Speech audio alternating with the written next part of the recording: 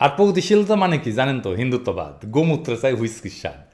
ও আচ্ছা, ওই যে নাইমুল ইসলাম খান আছে না আমাদের সময়, আমার সামনে কিন্তু কইতো, মেলাবার কইছে যে মতিউর রহমান তার লেখকদের বাসায় হুইস্কি পাঠায়। আমি শিওর মতি ভাই এখন হুইস্কির সাথে গোমূত্র পাঠায়। আচ্ছা, এই যে প্রথম আলোরে গেলাইতেছি, প্রথম আলোর কোনো সেটবেট আছে নাই কেন?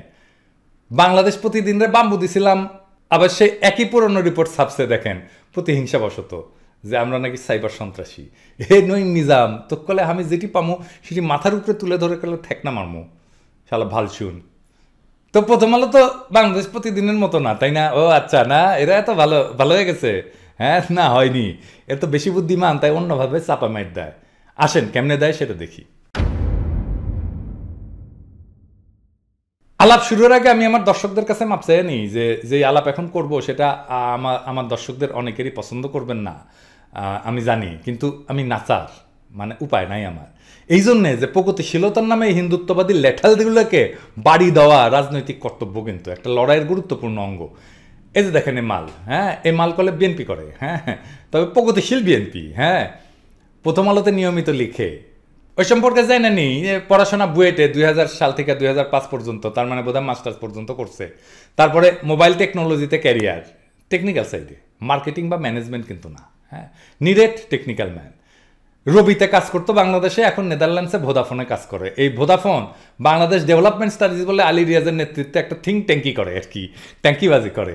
তো আরো অনেকেই আছে এর সাথে, হ্যাঁ, যেমন বিভ্রম আছে এর সাথে।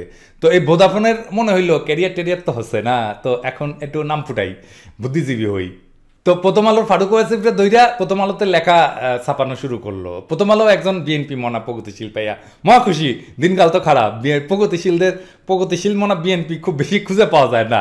তো এই ভোদাফোনের বাংলাদেশের ডেভেলপমেন্ট স্টাডিজে সাস্টেনেবল ডেভেলপমেন্ট গবেষক বলে পরিচয় করা দেয়। এই যে দেখেন উই কোটি গবেষণা করছে, সেটা অবশ্য খুঁজে পেলাম না, মুখ্য মানুষ তো আপনারা জিগায়েন কোটি গবেষণা করছে। আর গবেষণা করে কি পেলো? পিএইচডি করিচ্ছে নাকি? আমারও সাবজেক্ট তো সাস্টেনেবিলিটি, তাই সোথা মারতাম আর কি, জ্ঞানী মানুষের সোথা থেকে, পিএইচডি থিসিস থেকে, হ্যাঁ, আর কি গবেষণা করিছে ওইটা থেকে আর কি। তো এই ভোদাফোন রে প্রথম আলো লাগাছে আমার পিছে কেমনে? এই যে দেখেন পোস্ট, ওই যে সেদিন আমি মাহবুব মোর্শেদকে গালাইছিলাম না, শুরুতে যেটা কইছিলাম, তো আসলে ওইটাতে কিন্তু গালি বলা যায় না, বড় জোর ভর্ৎসনা বলতে পারেন আপনি প্রমিত বাংলা ভাষায়, হ্যাঁ। আমি বলছি বালের সাংবাদিকতা করেন, দেখছেন না আপনারা? দেখছেন তো। তো তাও আমি যখন জানছি যে সে দেশ রূপান্তর 10.5 মাস আগে ছাড়ছে, আমি পোস্ট দিয়ে ক্ষমা চাইছি। আমি ওই দিন ট্রাভেল করতেছিলাম, মার্সাই যেতেছিলাম, আমি আগে জানতে পারিনি, আগে জানলে আরও আগে আমি ক্ষমা চাইয়া পোস্ট দিতাম। তার পোস্টের কমেন্টে গিয়ে ক্ষমা চাইছি, এমনকি তার নাম্বার নিয়ে আমি তারে ফোন দিছি, ফোন দিয়ে আমি ক্ষমা চাইছি, এবং আমি বলছি যে আমি আপনারে ফোন দিয়া ক্ষমা না চাইলে আমি শান্তি পাইতেছিলাম না, এবং সে কিন্তু অ্যাপোলজি গ্রহণ করছে, আমার অ্যাপোলজি গ্রহণ করছে সে। দুনিয়াতে ভুল হয় না এমন মানুষ কিন্তু নাই, মানুষ ভুল করে, এবং সেটা সেই ভুলকে সে কিভাবে ট্যাকেল করে সেটাই মানুষের এক্সারসাইজ। মানুষ যদি নির্ভুল হইতো তাহলে তো তওবা, কাফফারা, প্রায়শ্চিত্ত এই সমস্ত শব্দ ধর্মে থাকতো না। ভুল করে না ফেরেশতা আর শয়তান, এগুলোর দেখবেন জিন্দেগিতে কোনো ভুল স্বীকার করছে কিনা, জিয়া দেখেন তো, দেখেন তো, খুঁজিয়া দেখেন তো জিন্দেগিতে কোনো ভুল করছে কিনা। আমি তো মানুষ, ওগুলো তো হয় ফেরেশতা নয় শয়তান, আমি তো মানুষ, তাই ভুল করি, ভুলের জন্য তওবা করি, কাফারা দিই। আমি প্রকাশ্যে অসংখ্যবার বলছি যে আমি পাপী গুনাহগার মানুষ, আমার জিন্দগিতে যত পাপ করছি, আমার যা গুনাহ করছি, তাতে আমার অনন্তকাল হাবিয়া দোজকে পুরা উচিত। তো আমারে তো সে মাফ চাওয়ারও ফুরসত দিল না, সে দল বাইন্দা দেখেন কতজনের ট্যাগ করছে, 27 জন কতজনের ট্যাগ করে পোস্ট দিছে, মানে সে গুন্ডামি করতেছে আর কি। পাইছে যে পিনাকি এটা ভুল করিছে, ওকে এখন ধরে কোপাও, এখন যাও, এই 27 জনের ট্যাগ করছে, মানে খোদা তালার কাছে মাপ আছে। আমি যার কাছে অন্যায় করছি সে মাহবুব মোর্শেদের কাছে মাপ আছে, কিন্তু ভোদাফোনের কাছে মাপ নাই। ভোদাফোনে চাকরি করে সে খোদা হয়ে বসছে। কয়েকদিন আগে বিভ্রমার আল জাজিরা লাগছিল না, কয়েকদিন লেগে হয়রান হয়ে গেছে, এনা রেস্ট নিচ্ছে, আবার লাগবি কয়েকদিন পরে। তো মাঝে ভোদাফোনে এসে খ্যাপ মেরে গেল, সে কি কইছে দেখেন, কসে আমি অসত্য কথা বলি ইউটিউবে, ডিজিএফ এর বটো এই কথা বলে না, আমি লিগাররা পর্যন্ত স্বীকার করে আমি তথ্য প্রমাণ সহ কথা বলি, আর সে কয় আমি অসত্য তথ্য দিই। এই অপবাদ নিকৃষ্ট আমি লিগাররা আমারে দিতে পারবে না, অথচ ভোদাফোন অবলীলা এটা বলে দিল। আমাকে যেন এই কথা বলতে পারে, সেই জন্য কুসুম কুসুম হাসিনা বিরোধিতা করে, হাসিনা বিরোধিতার তকমা লাগায় যেন আমাদের ডিলিজিটিমাইজ করতে পারে। বুঝতে পারছেন? এটা যদি বলি ওকে অস্বীকার করতে পারবে না তো। সে লিখেছে আমার ফলোয়ারদের উদ্দেশ্যে যে 10 লক্ষ মানুষের চাইতে তারা গুরুত্বপূর্ণ যারা বয়ান তৈরি করে। কি এলিটপনা দেখেন, 10 লক্ষ মানুষ কিছু না তার কাছে, মুষ্টিমেয় এলিট তার কাছে বড়। দেখছেন তো কি তাচ্ছিল্য সাধারণ মানুষের প্রতি। এর সাথে আওয়ামী লীগের তফাৎ কি, যে যারা মনে করে শেখ মুজিব একাই ফাইট করে দেশ স্বাধীন করছে, একটা অনিচ্ছুক জাতিকে স্বাধীনতা দিয়ে গেছে, উই কি বয়ান তৈরি করেছে?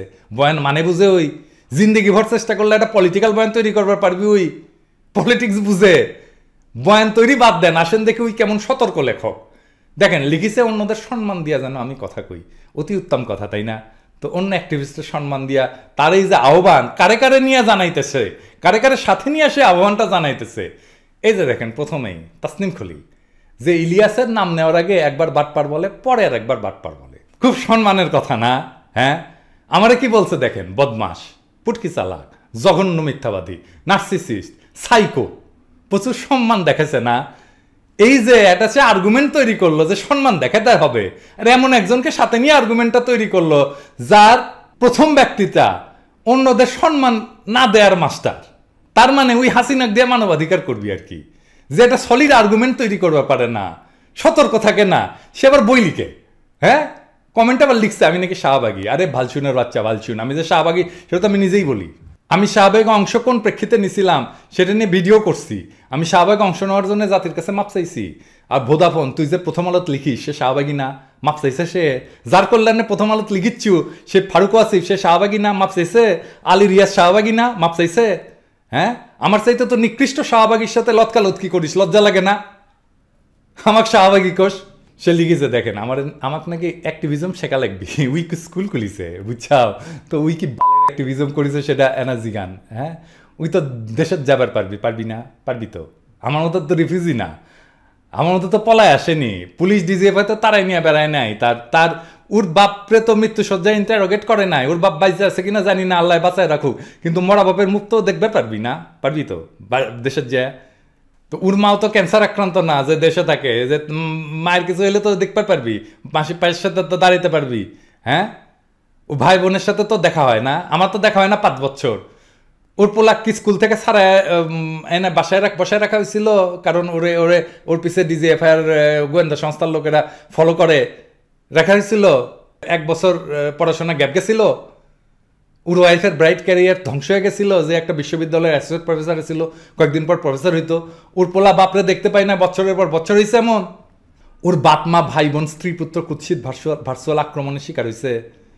ঠোলার জাতীয় পার্টির মাইর খেয়ে ওর হাত পা ভাঙছিল ও কোনোদিন, তারপরে এক ঠ্যাং ভালোভাবে জোরান না লাগায় ছোট হয়ে গেছিল। ওর জেলেত গেছে কোনোদিন, হুলিয়া মাথায় নিয়ে পালায় বেড়াইছে। তো ওক নিয়ে কি নেদারল্যান্ডের আওয়ামী লীগ মানববন্ধন করে, আর তার নিজের শহরত যে কুশপত্র লেখা পুরায়, ওর শহরত আওয়ামী লীগ কি মারবার জন্য খুঁজে বেড়ায় নেদারল্যান্ডে? হ্যাঁ, ওই হামাক অ্যাক্টিভিজম শিখাবি? ওকে একটা স্কুল খুলবার বলেন, নাম দিক ভোদার অ্যাক্টিভিজম, আমরা দল বাইন্দা পড়বার যেমনই। এই যে গ্রুপ করিছে ওরা, এই যে ডেভেলপমেন্ট স্টাডিজ, এটা মাথা হইতেছে আলী রিয়াজ, বিভ্রম আর ভোদাফোন এই যে কাম করিচ্ছে, এটা আলী রিয়াজ দেখে না? তো দলের নেতা হিসেবে তো দায় নেবে না আলী রিয়াজ? সংগঠন যখন করিচ্ছে তো সংগঠনের লোকগুলোর দায়িত্ব নিতে হবে না? 10 লক্ষ লোক আপনার কাছে কিছু হইতে না পারে, কিন্তু কোন কারণে আগ বাড়ায় তারা শত্রুতা করতেছে, উড়ে এসে লাথি দিচ্ছে। আমি তো কিছু কই নাই, কইছি মাহবুব মোর্শেদকে, উড়ে এসে লাথি দেয় কেন আপনার লেসপেন্সাররা? আমি তো বিভ্রমকেও আগে কিছু বলি নাই, বলছিলাম আল জাজিরাকে, তো উড়ে এসে লাথি দেয় কেন বিভ্রম? আমার খুব ক্লিয়ার কিন্তু ধারণা আছে আপনার লেসপেন্সাররা কার পারপাস সাত করে কেন করতেছে। আইজ আর কিছু কইলাম না। হ্যাঁ, আর একবার যদি ফাইজলামি করতে দেখি আপনার লেসপেন্সার দে, তাইলে কলে খবর আছে স্যার। হ্যাঁ, আমি কলে লেস ধরি না, আমি মাথা ধরি। হ্যাঁ, আমি লেসপেন্সারদের ধরবো না। আপনার লগে আমার বিশাল পলিটিক্যাল ডিফারেন্স আছে, তাই আপনার সাথে আমার লাগতোই, আজ না হোক কাল লাগতো, পরে লাগতো, কিন্তু সেই লড়াইলে যদি আপনি আগে আনতে চান তাহলে স্বাগতম। আপনি বুদ্ধিমান মানুষ, কোন সিপা দিয়ে আপনার ধর্ম সেটা আপনার বোঝার কথা। দুইটা জিনিস মনে রাখবেন, আমার কলের কোনো দল নাই, আর আমি বেপরোয়া মানুষ। দুইটা জিনিস মাথায় রেখেন, আমি শুরু করলে আমার থামাইতে পারবেন না, আমি ধ্বংস হয়ে যাব, কিন্তু আমারে পরাজিত করতে পারবেন না স্যার। হ্যাঁ, বুঝছেন? আমি আপনাকে এলিটিজমের গোষ্ঠী কিলাই।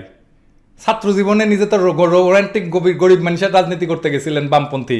হ্যাঁ, আমি কিন্তু ওই গরিব মানুষের রাজনীতি করি, মাঠের রাজনীতি। হ্যাঁ, রোমান্টিক রাজনীতি না। আজ গরিব মানুষেরা যাদের কাছে মূল্যহীন, তাদের সাথে ডেভেলপমেন্ট স্টাডিজ করেন, ডেভেলপমেন্ট করেন, লজ্জা লাগে না আপনার? আমি দেশের সেই গরিব মানুষের কথা বলি যাদের মানুষ বলে আপনারা মনে করেন না, এলিটেরা, ওদের কলে আর অপমান করবার পারবেন না। মাথায় রেখেন, ওই অপমান, প্রত্যেক অপমান দ্বিগুণ কইরা কিন্তু ফেরাই দেব।